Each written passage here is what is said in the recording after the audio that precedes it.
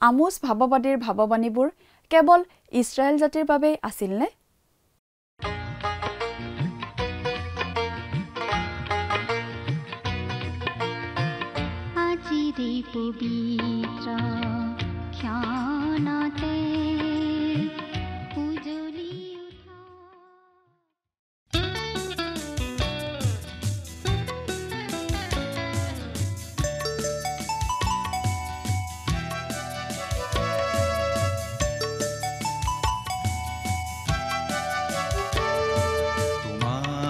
কাষলে আহিছো পিতা, আজি মোক জিৰণি দিয়া। তোমাৰ কৰোণা মাগিছো পিতা, তুমি মোক কাবতি লোৱা। তোমাৰ কাষলে আহিছো পিতা, আজি মোক জিৰণি দিয়া।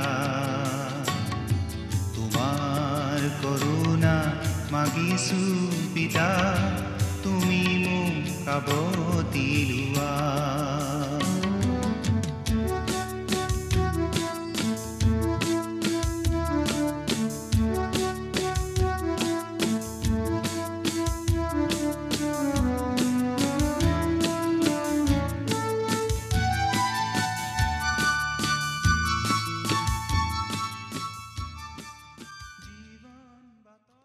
নমস্কাৰ, আমাৰ ভক্তিবচন অনুষ্ঠানলৈ আপোনাক পুনৰবাৰ স্বাগতম জনাইছোঁ।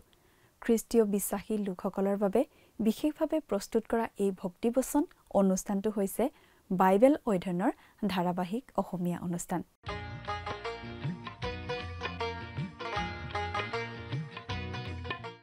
প্ৰিয় দৰ্শক, আপুনি যদি আমাৰ এই অনুষ্ঠানটো নিয়মিতভাৱে শুনি আছে, তেনেহ'লে আপুনি নিশ্চয় জানে যে আমি আমাৰ আগৰটো অনুষ্ঠানত বাইবেলৰ এখন পুস্তকৰ অধ্যয়নৰ সামৰণি মাৰিছিলোঁ। গতিকে আজিৰ অনুষ্ঠানত আমি বাইবেলৰ আন এখন পুস্তকৰ অধ্যয়ন আৰম্ভ কৰিব বিচাৰিছোঁ। পুস্তকখন হৈছে বাইবেলৰ পুৰণি নিয়ম খণ্ডৰ আমোছ ভাৱবাদীৰ পুস্তক। আজিৰ অনুষ্ঠানত আমি এই আমোছ ভাৱবাদীৰ পুস্তকৰ চমু পৰিচয় এটা মাত্ৰ আগবঢ়োৱা শুনিবলৈ পাম।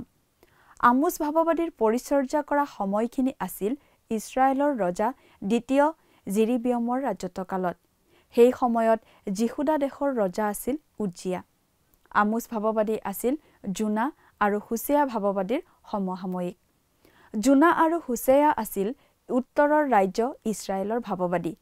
সেই একে সময়তে দক্ষিণৰ ৰাজ্য যিহুদাৰ ভাৱবাদী আছিল জিছয়া আৰু মিখা। আমোছ ভাৱবাদীয়ে ঈশ্বৰক উপস্থাপন কৰিছে এই জগতৰ শাসক হিচাপে। আমোছ ভাৱবাদীয়ে ঘোষণা কৰিছে যে সকলো জাতিৰ লোক ঈশ্বৰৰ আগত থিয় হ'ব লাগিব।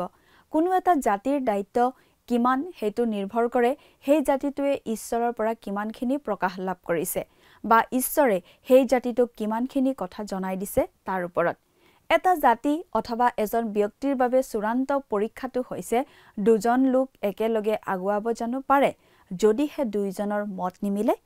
এইটো আমোছ ভাৱবাদীৰ এটা বিখ্যাত উক্তি। এটা বিশেষভাৱে মন কৰিবলগীয়া কথা এইয়ে যে চাৰিওফালে ফলে ফুলে জাতিষ্কাৰ হৈ থকা অৱস্থাত, সকলোফালে নদন বদন অৱস্থা এটা চলি থকাৰ সময়তে আমোছ ভাৱবাদীয়ে ঈশ্বৰৰ পৰা আহি থকা দণ্ডৰ কথা ঘোষণা কৰিছিল। অৰ্থাৎ লাহ বিলাসত জীৱন কটাই নানা ধৰণৰ অনৈতিকতাত লিপ্ত হৈ থকা জাতিবিলাকলৈ ঈশ্বৰৰ শাস্তি আহি আছিল। আমোছ ভাৱবাদীৰ বিষয়ে এনেদৰে ক'ব পৰা যায় যে তেওঁ আছিল এজন গাঁৱৰ পৰা চহৰলৈ অহা প্ৰচাৰকৰ নিচিনা। আমি আমোছ নামৰ এই ভাৱবাদীজনক যিমান ভালদৰে চিনি পাম, সিমানেই আমি তেওঁক ভাল পাব পাৰিম আৰু সিমানেই আমি তেওঁ কৰা ভাৱবাণীবোৰ ভালদৰে বুজি পাবলৈ আমাৰ সহজ হয়। আমোছৰ বিষয়ে অধ্যয়ন কৰিলে আমি দেখা পাওঁ যে আমোছৰ জন্ম হৈছিল দক্ষিণৰ ৰাজ্য যিহুদাত, কিন্তু তেওঁ যিহুদা দেশত জন্মিলেও তেওঁ উত্তৰৰ ৰাজ্য ইছৰাইল দেশৰহে ভাৱবাদী আছিল। আমোছ ভাৱবাদীৰ বাৰ্তাবোৰ দিয়া হৈছিল বৈত এলত ৰজাৰ উপাসনা গৃহত। আমোছ ভাৱবাদীৰ যি বাৰ্তা আছিল, সেই বাৰ্তাটো ইছৰাইল জাতিটোৰ চাৰিওফালে থকা জাতিবোৰৰ বিষয়ে আছিল।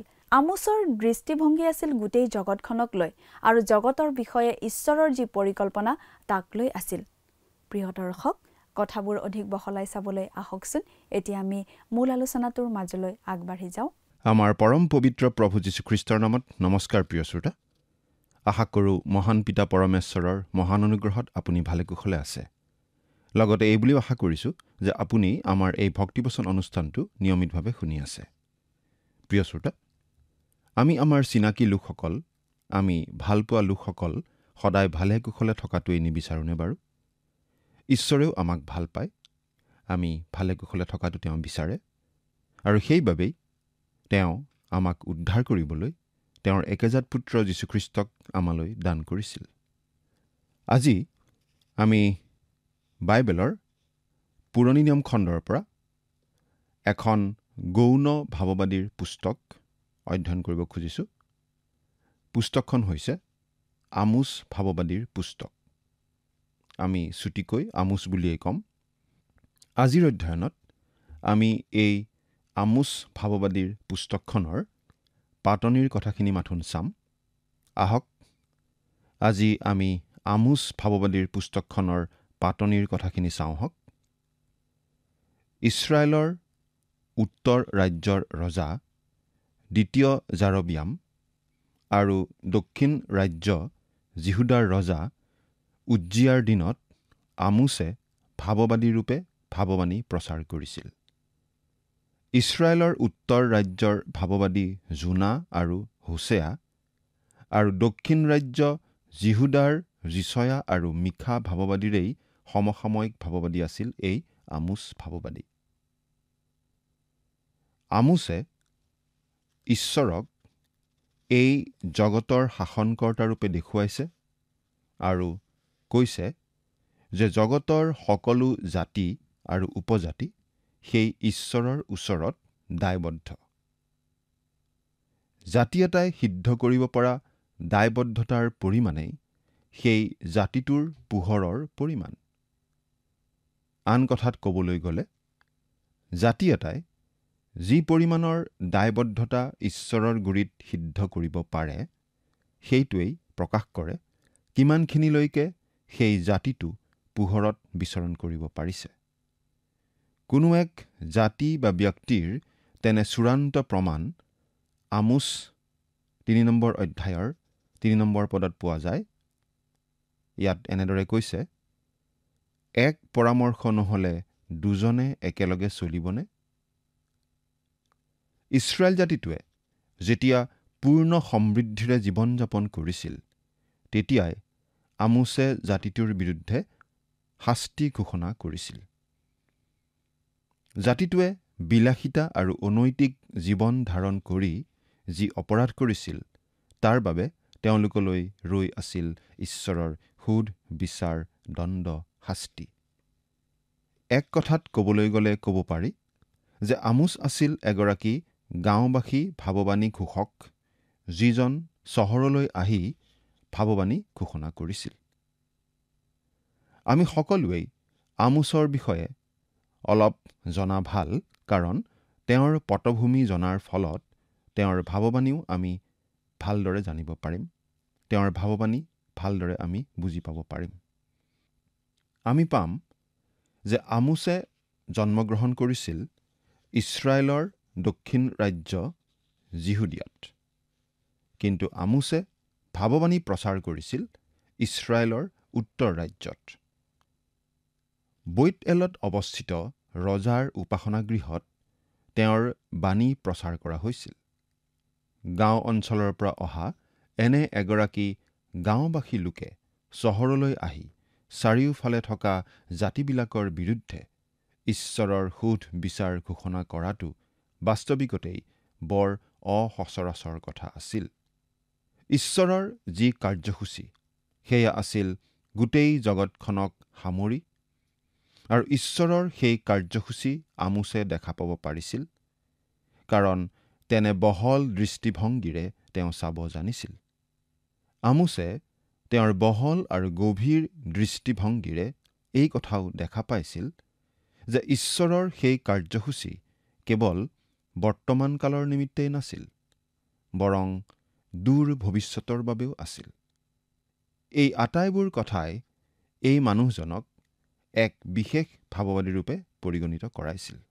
আমোছ ১ নম্বৰ অধ্যায়ৰ ১ নম্বৰ পদত এই বুলি কোৱা হৈছে, জিহুদাৰ উজ্জিয়া ৰজাৰ ৰাজত্বকালত আৰু যোৱাছৰ পুত্ৰ ইছৰাইলৰ ৰজা জাৰবিয়ামৰ ৰাজত্বৰ কালত ভূমিকম্পৰ 2 বছৰৰ আগেয়ে ইছৰাইলৰ বিষয়ে দৰ্শনত পোৱা তকোৱাৰ মেৰখীয়াবিলাকৰ মাজত থকা আমোচৰ বাক্য।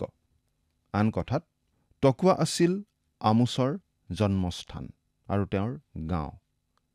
জেৰুচালেমৰ পৰা 9-10 কিলোমিটাৰমান আঁতৰৰ দক্ষিণত বৈতলেহেম নামৰ এখন সৰু নগৰ আছিল আৰু এই সৰু নগৰখনৰ ক্ষেত্ৰত মিখাই এইদৰে কৈছে, কিন্তু হে বৈতলেহেম ইফ্ৰাথা, জিহুদাৰ গোষ্ঠীবোৰৰ মাজত গণ্য হ'বলৈ অতি ক্ষুদ্ৰ যি তুমি, তোমাৰ পৰা ইছৰাইলত অধিপতি হ'বলৈ মোৰ উদ্দেশ্যে এজনা উৎপন্ন হ'ব।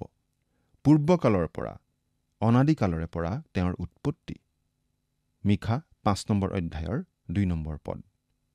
সেই বৈতলেহেম বিখ্যাত হৈছিল। কিন্তু বৈতলেহেমৰ পৰা আৰু 9-10 কিলোমিটাৰমান দূৰৈত দক্ষিণ পূবৰ ফালে তকোৱা নামৰ এখন গাঁও আছিল আৰু গাঁওখন অকণো বিখ্যাত নাছিল।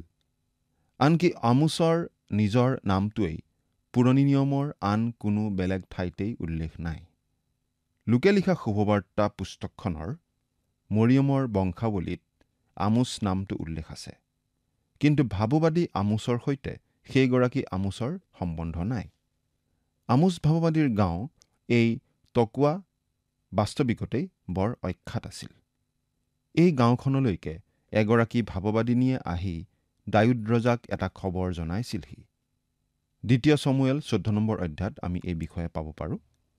আৰু দাউদ ৰজাৰ এই ঠাইডোখৰৰ সৈতে ভাল পৰিচয় আছিল, কাৰণ চৌল ৰজাৰ ভয়ত পলাই গৈ এই ঠাইবিলাকতেই তেওঁ আত্মগোপন কৰি আছিল। তকোৱা ঠাইডোখৰ পাহাৰৰ ওপৰৰ এঢলীয়া ঠাইত অৱস্থিত আছিল, যি ঠাইৰ পৰা ভয় লগা মৰুভূমি এক অৰণ্য অঞ্চল দেখা পোৱা যায়, তকোৱাৰ কাষৰে পৰা মৰু সাগৰৰ কাষলৈকে। নিশাৰ সময়ত নিশাচৰ জীৱ জন্তুবিলাকৰ চিঞৰ বাখৰ শুনা পোৱা যায়। দিনৰ সময়ত দেখা পোৱা যায় অ'ত ত'ত এনে কিছুমান স্থানৰ চিন, যিবোৰত যাযাবৰ লোকে কিছুদিনৰ বাবে শিবিৰ পাতি থাকি আকৌ আন এফালে গুচি গৈছে, কাৰণ সেইটো এলেকা যাযাবৰসকলে সেইদৰে ঘূৰি ফুৰা এলেকাই আছিল। আজি ইছৰাইল দেশে মৰু সাগৰৰ কাষেৰে আধুনিক প্ৰণালী প্ৰয়োগেৰে এক ৰাষ্ট্ৰীয় ঘাইপথ নিৰ্মাণ কৰিছে, যি পথেৰে গৈ আপুনি মাছাদা নামৰ এখন নগৰ পাব আৰু সেই ঘাইপথেৰে পুনৰ ঘূৰি আৰাদ আৰু হিব্ৰুন হৈ আপুনি বৈতলেহেম পাবগৈ পাৰে। কিন্তু সেই পথে আপোনাক তকোৱালৈ লৈ নাযাব, কাৰণ তকোৱালৈ যাবলৈ তেনে কোনো ৰাজআলি নাই। তকোৱালৈ যাবলৈ তেনে পথ নাই, কাৰণ তকোৱা ঠাইডোখৰ অৰণ্য অঞ্চলৰ পাহাৰৰ এঢলীয়া অঞ্চলত অৱস্থিত আছিল। প্ৰভু ঈশ্বৰে আমোচক এইখন অতি ভিতৰুৱা, অতি আওহতীয়া আৰু অতি অনুন্নত গাঁৱৰ পৰা যদি ভাৱবাদীৰূপে প্ৰেৰণ নকৰিলেহেঁতেন, পৃথিৱীৰ কোনো ঠাইৰ মানুহে এই তকোৱা নামৰ গাঁওখনৰ কথা কাহানিও কিজানি নাজানিলেহেঁতেন। ঈশ্বৰৰ দাস আমোচ এইখন গাঁৱত জন্মগ্ৰহণ কৰাৰ বাবেই আজি জগতৰ মানুহে তকোৱা নামৰ এই ঠাইডোখৰৰ নাম জানিব পাৰিছে। ইছৰাইলৰ উত্তৰ ৰাজ্যৰ চমৰীয়াত ঈশ্বৰৰ পৰিচৰ্যা কাম কৰা এইগৰাকী ঈশ্বৰৰ দাস আমোচ আৰু তেওঁৰ কামৰ কিছু গভীৰ কথা জানিবলৈ হ'লে আমি আমোচ পুস্তকৰ 7 নম্বৰ অধ্যায়টোৰ পৰা চাব লাগিব। এই অধ্যায়টোত আমি এইদৰে পঢ়িবলৈ পাওঁ, সেই কালত বৈত-এলৰ পুৰোহিত অমছিয়াই ইছৰাইলৰ ৰজা জাৰবিয়ামলৈ কৈ পঠালে, বোলে ইছৰাইল বংশৰ মাজত তোমাৰ অহিতে আমোচে চক্ৰান্ত কৰিছে। দেশখনে তেওঁৰ বাক্য সমূলি সহিব নোৱাৰে, কিয়নো আমোচে এই কথা কৈছে, জাৰবিয়াম তৰোৱালৰ দ্বাৰাই মৰা পৰিব আৰু ইছৰাইলক নিশ্চয় নিজ দেশৰ পৰা দেশান্তৰ কৰা হ'ব।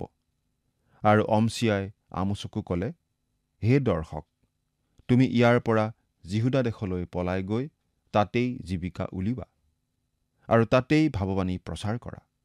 কিন্তু বৈত-এলত হ'লে আৰু ভাৱবাণী প্ৰচাৰ নকৰিবা, কিয়নো এয়ে ৰজাৰ ধৰ্মধাম আৰু এয়ে ৰাজপুৰী। তেতিয়া আমোছে উত্তৰ কৰি অমছিয়াক ক'লে, মই ভাৱবাদী নাইবা শিষ্য ভাৱবাদী নাছিলোঁ, কিন্তু মই পশুৰখীয়া আৰু ডিমৰু আপডাল কৰোঁতা আছিলোঁ। জিহুৱাই মোক ভেড়াৰ জাক চৰোৱাৰ পাছৰ পৰা আনিলে আৰু জিহুৱাই মোক ক'লে, তুমি গৈ মোৰ প্ৰজা ইছৰাইলৰ আগত ভাৱবাণী প্ৰচাৰ কৰাগৈ। আমোছে আমাক জনাইছে যে তেওঁ এজন পশুৰখীয়া আছিল। ইয়াত মেৰৰ কথা নকৈ আমোছে পশুৰ কথা কৈছে। ইয়াৰ মানে হ'ল যে তেওঁ অৰণ্য অঞ্চলৰ এবিধ বিশেষ জাতৰ পশুৰ ৰখীয়া আছিল। এইবোৰ বনৰীয়া জাতৰ পশু আছিল, কিন্তু সেইবোৰৰ দীঘল দীঘল নোম আছিল, যিবোৰ নোমেৰে ঠাণ্ডা বতৰত ব্যৱহাৰ কৰিব পৰা কাপোৰ তৈয়াৰ কৰা হৈছিল। তাৰ পাছত কোৱা হৈছে যে তেওঁ ডিমৰু আপডাল কৰোঁতা মানুহ আছিল। এইবিধ এবিধ বনৰীয়া ডিমৰু আছিল, কিন্তু ফলাহাৰ ৰূপে ব্যৱহাৰৰ উপযোগী ফল আছিল। এইবোৰৰ পৰা আমি ইয়াকো জানিব পাৰোঁ যে আমোছে জীৱিকা অৰ্জনৰ বাবে বহু দূৰলৈ যাবলগীয়া হৈছিল। প্ৰকৃততে তেওঁ নিজ গাঁওখনৰ পৰা বহু দূৰৈত পামুৱৈ ৰূপে জীৱিকা আৰ্জন কৰিছিল। তেওঁৰ পশুপালন কাৰ্য আৰু ডিমৰু আপডাল কৰা কামে তেওঁক অৰণ্য অঞ্চললৈ যাবলৈ বাধ্য কৰোৱাইছিল। তেওঁ এগৰাকী কঠোৰ পৰিশ্ৰমী খেতিয়ক আছিল। তেওঁ এগৰাকী কৰ্মঠ হাতৰ গাঁওবাসী লোক আৰু গাঁওবাসী ভাৱবাণী ঘোষক আছিল। পিন্ধন উৰণ, চেহেৰা পাতি, কথা বতৰা আৰু চলন ফুৰণ সকলোতেই তেওঁ আছিল গাঁৱলীয়া লোক। তেলীয়া তালীয়া কথা নজনা, সহজ সৰল আৰু পোনপটীয়া কথাৰ পশুপালক আৰু খেতিয়ক লোক তেওঁ আছিল। আমোছ আছিল অতি সাধাৰণ লোক, কিন্তু তেওঁ আছিল পবিত্ৰ হৃদয়ৰ লোক আৰু তেওঁ আছিল ঈশ্বৰৰ দৃষ্টিত এগৰাকী মহৎ লোক। সেয়ে প্ৰভু ঈশ্বৰে তেওঁক ভেড়াৰ জাক চৰোৱাৰ পৰা আনিলে আৰু তেওঁক প্ৰভু ঈশ্বৰৰ প্ৰজা ইছৰাইলৰ আগত ভাৱবাণী প্ৰচাৰ কৰিবলৈ ইছৰাইলৰ উত্তৰ ৰাজ্যলৈ পঠিয়ালে। ঈশ্বৰে আমোছক টকোৱা নামৰ সেই অতি অখ্যাত গাঁওখনৰ পৰা মাতি মৰুময় অৰণ্যৰ মাজেৰে তেওঁক বৈত-এললৈকে লৈ গৈছিল। এই বৈত-এল আছিল ইছৰাইলৰ উত্তৰ ৰাজ্যৰ ৰাজধানী চহৰবোৰৰ মাজৰ এখন ৰাজধানী চহৰ। তাতেই আমোছে চহৰীয়া মানুহবিলাকক লগ পাইছিল। ঈশ্বৰে আমোছক মাতিছিল তেওঁৰ বাণী ঘোষণা কৰিবলৈ ঈশ্বৰে তেওঁক বাণী দিছিল আৰু সেই বাণীৰে ঈশ্বৰে তেওঁক বৈত-এললৈ পঠিয়াইছিল। বৈত-এলেই আছিল ইছৰাইলৰ উত্তৰ ৰাজ্যৰ প্ৰথম ৰাজধানী আৰু এই বৈত-এলতেই প্ৰথম জাৰবিয়ামে সোণৰ ডামুৰী দুটাৰ এটা নিৰ্মাণ কৰিছিল। এই বৈত-এল আছিল কলা-কৃষ্টি আৰু নানান ধৰ্মীয় দল আৰু উপদলৰ কেন্দ্ৰস্থল। ইছৰাইলীয় লোকসকলে সেই ডামুৰীটোক পূজা কৰিবলৈ লৈ সৰ্বশক্তিমান ঈশ্বৰলৈ পিঠি দিছিল। বৈত-এল আছিল এনে এখন নগৰ যলৈ তেতিয়াৰ দিনৰ সম্ভ্ৰান্ত আৰু বিলাসিতাপ্ৰিয় মানুহবিলাকে ঢাপলি মেলিছিল। চৌখিন মানুহবিলাকে থাকি ভালপোৱা নগৰ আছিল সেইখন নগৰ। চৌখিন আৰু সম্ভ্ৰান্ত লোকৰ বাসস্থান এই নগৰখনো আছিল জাক-জমকতাৰে ভৰা নগৰ। এই নগৰখন বুদ্ধিজীৱীসকলৰো বাসস্থান আছিল। তাৰ মানুহবিলাকৰ নিমিত্তে তাত ভাৱবাদীসকলৰ প্ৰশিক্ষণৰ বাবে এখন বিদ্যালয়ো আছিল। তাৰ ধৰ্মীয় শিক্ষা প্ৰদান কৰা বিদ্যালয়বোৰে নৰম পন্থাবাদ শিকাইছিল। আজিকালি যেনেবোৰ মাৰাত্মক নৰম পন্থাবাদবোৰ শিকোৱা হৈছে, তেনেবোৰ উদাৰ পন্থাবাদ বা নৰম পন্থাবাদ তেওঁলোকেও শিকাবলৈ পালে বৰ ভাল পালেহেঁতেন। ঈশ্বৰহীন লোকসকলৰ বাবে লোভনীয় বিধৰ বৰ আধুনিকভাৱে প্ৰস্তুত কৰা ধূম্ৰপান, সেই লোকসকলৰ মাজত বৰ দ্ৰুততাৰে বিস্তাৰ লাভ কৰিব পৰা বিধৰ সাজপাৰ আদিৰ আৰম্ভণ হৈছিল এই নগৰতেই। নিজৰ দেহা প্ৰদৰ্শন কৰিব পৰাকৈ কিমান চুটি, কিমান স্বচ্ছ আৰু কেনে ধৰণৰ সাজপাৰ তৈয়াৰ কৰি পৰিধান কৰিব লাগিব, সেই আটাইবোৰৰ শিক্ষণ আৰু প্ৰশিক্ষণ এইখন নগৰতেই বিচাৰি পোৱা গৈছিল। বৈত-এল মানে হৈছে ঈশ্বৰৰ গৃহ।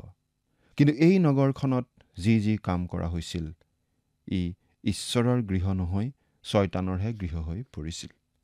তাৰ পাছত দেখিছোঁ, বৰ অসচৰাচৰ বাণীৰে আনসকল ভাৱবাদীতকৈ সম্পূৰ্ণ পৃথক বিধৰ ভাৱবাদী আমোছে তেওঁৰ টকোৱা নামৰ গাঁওখনৰ পৰা ঈশ্বৰৰ ভাৱবাদী ৰূপে বৈত-এল নগৰলৈ আহে। আমোছৰ সাজপাৰ বৈত-এলৰ মানুহৰ দৰে নাছিল। তেওঁৰ বাণীও তেওঁলোকৰ বাণীৰ নিচিনা নাছিল। তেওঁ যি বিধৰ বাণী ঘোষণা কৰিছিল, তেনে বাণী বৈত-এলৰ মানুহে কাহানিও শুনা নাছিল, আৰু তেনে বাণী শুনিবলৈকো তেওঁলোক কোনোমতেই প্ৰস্তুত নাছিল। ৰজাৰ উপাসনা গৃহত কথা কোৱা লোকসকল বৰ ৰহন সনা, মোলায়ম ভাষাৰে কথা কোৱা, উচ্চ মানদণ্ড বজাই ৰখা শিক্ষিত লোক আছিল যদিও সম্পূৰ্ণ ঈশ্বৰ অবিশ্বাসী লোক আছিল। আৰু সেয়ে মানুহক ভাল লগাবলৈ কিছুমান মিঠা কথা কৈছিল, লাগিলে সেইবোৰ সঁচাই হওক বা মিছাই হওক। কিন্তু তেওঁলোকৰ মাজলৈ এতিয়া আমোছ নামৰ এই গাঁৱলীয়া মানুহ এজন আহিছে। মানুহজন বৰ বেলেগ। চহৰখনত আমোছ আহি যেতিয়া উপস্থিত হৈছিলহি, তেতিয়া মানুহবিলাকে তেওঁলৈ লাগি চাই ৰৈছিল। কিন্তু তেওঁলোক বৰ মোলায়ম আচৰণৰ মানুহ আছিল দেখি তেওঁলোকে অন্ততঃ মিচিকি হাঁহিৰে তেওঁৰ আগমনৰ প্ৰতি সঁহাৰি জনাইছিল। আমাৰ এনেকুৱা ধাৰণা হয় যে গাঁৱৰ মানুহ দেখি আমোছৰ সাজপাৰো বৰ আওপুৰণি বিধৰ আছিল। তেওঁৰ সাজপাৰ বৈত-এলৰ কোনো লোকৰ বাবে নিশ্চয় পচন্দৰ নাছিল। কিন্তু তেওঁলোকে দেখিছিল যে আমোছে সাজপাৰৰ কথাত কোনো গুৰুত্ব আৰোপ কৰা নাছিল। তেওঁৰ নিজৰ সাজপাৰৰ বাবে তেওঁ মানসিকভাৱে কোনো ধৰণৰ অশান্তি উপলব্ধি কৰা নাছিল। পশুপালক ৰূপে মৰুভূমিময় অৰণ্যত জীৱন কটোৱা মানুহজন এতিয়া খাৱন পিয়ন, পিন্ধন উৰণ, কথা বতৰা, চলন ফুৰণ আদি কৰি স্থান মান সকলো ক্ষেত্ৰতে সদা সচেতন বৈত-এলবাসী মানুহৰ মাজত সোমাই পৰিছে। তাৰ ফলত তেওঁ বৈত-এলৰ মানুহবিলাকৰ মাজত এক মৃদু প্ৰতিক্ৰিয়াৰ সৃষ্টি কৰা লোক হৈ পৰিছে। তেওঁ এতিয়া কৃষিৰ স্থান এৰি কৃষ্টিৰ স্থানলৈ আহিছে। আমাৰ এনেকুৱা লাগে যে প্ৰথমতে প্ৰত্যেকেই তেওঁৰ কথা শুনিবলৈ হয়তো আহিছিল। আচলতে তেওঁলোকে কৈছিল, তেওঁ কথা ক'ব পাৰিব বুলি আমি বিশ্বাস নকৰোঁ। আচলতে তেওঁলোকে তেওঁৰ প্ৰতি এটা কৌতূহলী মন লৈহে তালৈ গৈছিল। তেওঁলোকে আচলতে হয়তো এনেদৰে ভাবিছিল, এই মানুহজনৰ কিবা বাণী থাকিব পাৰে বুলি আমি মুঠেই নাভাবোঁ। তেওঁলোকে মনোৰঞ্জনৰ মন লৈ আহিছিল। কিন্তু আমোছৰ কথা শুনাৰ পাছত বৰ খঙেৰে তেওঁলোক ঘূৰি গৈছিল। তেওঁৰ বাণীয়ে শুনোতাসকলৰ মনত শিহৰণ জগাই তুলিব পাৰিছিল আৰু বৈত-এলৰ মানুহবিলাকক প্ৰতিক্ৰিয়াশীল কৰি তুলিছিল, কাৰণ তেওঁৰ বাণীখিনি তাৰ মানুহখিনিয়ে বিচৰা বিধৰ বাণী নাছিল। কিন্তু মন কৰক প্ৰিয় শ্ৰোতা, যে সেই কালৰ কোনো উদাৰপন্থীৰ কোনো বাণীৰ একো বিৱৰণ বিচাৰি পোৱা নাযায়। কিন্তু আমোছৰ শিক্ষা আৰু ভাৱবাণী হ'লে এতিয়াও আমাৰ হাতে হাতে আছে। ঈশ্বৰৰ ভাৱবাদী আমোছে ঈশ্বৰৰ বাণী প্ৰচাৰ কৰিছিল। ঈশ্বৰৰ বাণীৰে অনেকৰ অন্তৰ স্পৰ্শ কৰিছিল। অনেকে প্ৰভুলৈ পালতিছিল। কিন্তু তেওঁ উদাৰপন্থীসকলৰ অশান্তিৰ কাৰণ হৈ পৰিছিল। বৈত-এলৰ সকলো ধৰ্মীয় দল আৰু উপদলসমূহে একেলগে লগ লাগি একত্ৰিতভাৱে আমোছক তেওঁৰ কামৰ পৰা উফৰাবলৈ উঠি পৰি লাগিছিল। তেওঁলোকে আমোছক উফৰাবলৈ একেলগে লগ লাগিছিল বা ইকিউমেনিকেল জাগৰণ গঢ়ি তুলিছিল। কিন্তু আনহাতে আমোছে ঈশ্বৰৰ আদেশৰ দৰে নিজৰ কাম কৰি গৈছিল। আনকি কিছুমান গোঢ়া পন্থাৰ লোকেও আমোছৰ বিৰোধিতা কৰিছিল। কিন্তু ঈশ্বৰে আমোছৰ কামত সহায় কৰিছিল। আৰু সেয়ে আমোছেও আপোচহীনভাৱে নিজৰ কাম কৰি গৈছিল। তেওঁ ঈশ্বৰৰ বাণী ঘোষণা কৰি গৈছিল। বৈত-এলৰ ধৰ্মীয় দল উপদলসমূহৰ সন্মিলিত সংগঠনটোৰ সভাপতিৰ দায়িত্বত আছিল অমছিয়া পুৰোহিত স্বয়ং নিজে। তেওঁৰ নেতৃত্বত সন্মিলিত সংগঠনটোৱে আমোচক দূৰ কৰিবলৈ উঠি পৰি লাগিছিল। আনকি অমছিয়াই আমোচৰ বিৰুদ্ধে ৰজা জাৰবিয়মক উচতাইছিল। আমোচে যি কোৱা নাছিল তাকে কোৱা বুলি আমোচৰ বিৰুদ্ধে ৰজাক কথা লগাইছিল। অমছিয়াই নিজেও পোনপটীয়াকৈ আমোচক পৰামৰ্শ দিছিল বৈত এল এৰি যিহুদালৈ গুচি যাবলৈ। উত্তৰত অমছিয়াক আমোচে কৈছিল যে তেওঁ বাস্তৱিকতেই ভাৱবাদীও নাছিল, নাইবা ভাৱবাদীৰ পুত্ৰও নাছিল। তেওঁ আছিল এগৰাকী পশুপালক আৰু এগৰাকী ডিমৰু আপডাল কৰা লোক। কিন্তু ঈশ্বৰেহে তেওঁৰ ভাৱবাণী প্ৰচাৰ কৰিবলৈকে তেওঁক আহ্বান কৰিছিল। সেয়াহে ঘাই কথা। প্ৰিয় শ্ৰোতা, আমাৰ ক্ষেত্ৰতো সেইটোৱেই হ'ব লাগে। পেছাত আমি ভাৱবাদী হওঁ নে নহওঁ, নাইবা ভাৱবাদীৰো বংশধৰ আমি হওঁ নে নহওঁ, সেইটো আচল কথা নহয়। কিন্তু ঈশ্বৰে যে আমাক তেওঁৰ পৰিচৰ্যা কামৰ কাৰণে আহ্বান কৰে, সেইটোহে আচল কথা। যিসকলে ঈশ্বৰৰ আহ্বান পায়, সেই আহ্বানৰ প্ৰতি সঁহাৰি জনাই তেওঁৰ কাম কৰিবলৈ আগবাঢ়ি আহে, তেওঁলোকেহে নানাবিধৰ ঘাত প্ৰতিঘাতৰ মাজতো ঈশ্বৰৰ কাম কৰিব পাৰে। ঈশ্বৰৰ পৰিচৰ্যা কাম কৰাৰ ক্ষেত্ৰত যে ঈশ্বৰৰ আহ্বানটো অতি প্ৰয়োজনীয় কথা, তাক আমি আমোচৰ আহ্বান আৰু তেওঁৰ কামৰ পৰাই জানিব পাৰোঁ। আজিলৈ ইমানতে এৰিছোঁ। পৰৱৰ্তী অনুষ্ঠানত লগ পোৱাৰ আশাৰে বিদায় লৈছোঁ।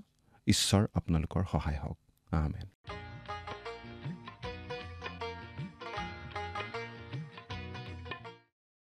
আমোচ আছিল ঈশ্বৰৰ মানুহ আৰু তেওঁ ঈশ্বৰৰ পৰা অহা বাৰ্তা মানুহক জনাইছিল। ইছৰাইলীয়া লোকসকল যদিও বাহিৰে বাহিৰে দেখাত ধৰ্মীয় নীতি নিয়মবোৰ পালন কৰি থকা যেন লাগিছিল, তাৰ অৰ্থ এইটো নহয় যে ঈশ্বৰে তেওঁলোকৰ পাপৰ শাস্তি নিদিব। তেওঁলোকে আচলতে ঈশ্বৰৰ বিধিবোৰ পালন কৰা নাছিল, প্ৰত্যাখ্যানহে কৰিছিল। তেওঁলোকৰ চল চাতুৰি আৰু দুখীয়াৰ ওপৰত চলোৱা ডকাহকা আৰু শোষণ দমন আদিৰ বাবে ঈশ্বৰ অসন্তুষ্ট হৈছিল আৰু ঈশ্বৰে জনাইছিল যে তেওঁলোকৰ পৰ্বৰ দিনবোৰ তেওঁ ভাল নাপায়। তেওঁলোকে আগবঢ়োৱা বিভিন্ন নৈবেদ্য আদি তেওঁক গ্ৰহণ নকৰে। তেওঁলোকৰ গীত গানবোৰে তেওঁক আনন্দিত নকৰে। তেওঁলোকৰ মাজত ন্যায় আৰু ধাৰ্মিকতা চলি থকাটোহে তেওঁ বিচাৰে। প্ৰিয় দৰ্শক, আজিলৈ আমাৰ অনুষ্ঠানটো ইমানতে সামৰণি মাৰিব খুজিছোঁ। পৰৱৰ্তী অনুষ্ঠানত আপোনালোকক পুনৰ লগ পোৱাৰ আশা ৰাখিছোঁ। সামৰণি মৰাৰ আগতে আহকচোন আমি খন্তেক প্ৰাৰ্থনাত মূৰ দুৱাওঁ। স্বৰ্গত থকা অতি মৰমীয়াল দয়ালু পিতৃ ঈশ্বৰ, প্ৰভু তোমাক ধন্যবাদ দিছোঁ। তোমাৰ পবিত্ৰ বাক্য অধ্যয়নৰ সুন্দৰ সময়, সুন্দৰ সুযোগ তুমি প্ৰত্যেককে দান কৰাৰ বাবে। বিশেষকৈ পিতৃ সময়তে প্ৰাৰ্থনা কৰিছোঁ তোমাৰ চৰণত, তোমাৰ যি পবিত্ৰ বাক্য অধ্যয়ন কৰা হ'ল আৰু এই বাক্যৰ যোগেদি প্ৰভু যিমানসকল এই অনুষ্ঠান চাই থকা দৰ্শকসকল আছে, তেওঁলোকে যি প্ৰভু আশীৰ্বাদ প্ৰাপ্ত হৈছে বুলি বিশ্বাস কৰোঁ।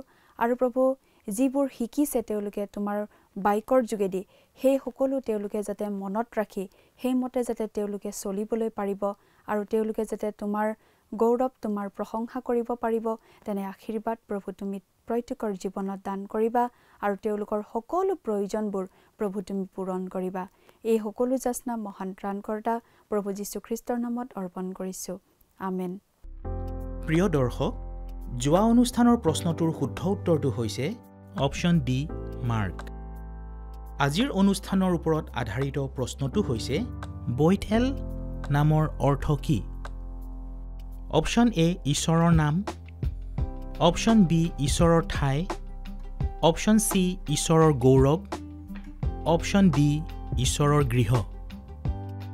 দৰ্শক, আজিৰ প্ৰশ্নৰ সঠিক উত্তৰটো অহাকালি সন্ধিয়া 6 বজাৰ আগেয়ে আপোনাৰ নাম আৰু সম্পূৰ্ণ ঠিকনাৰে সৈতে আমালৈ 7429840242 নম্বৰত SMS নাইবা হোৱাটছআপ যোগে প্ৰেৰণ কৰক।